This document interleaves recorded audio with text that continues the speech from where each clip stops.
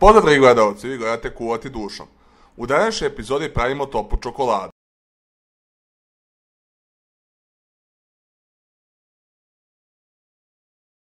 U posudu za merenje smo sipali 100 g Neskvika i 100 g čokoladnog preliva od belgijske čokolade u granulama. Sipali smo pola šolje mleka i sada ćemo u nju dodati puding. Sada umutiti puding.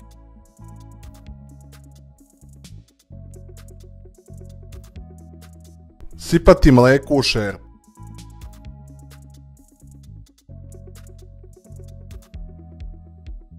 Šporet podesiti na najvišu temperaturu dok mleko ne provri.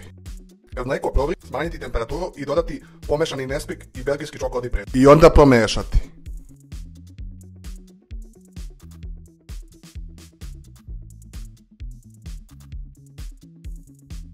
Kada malo proključa, dodati puding.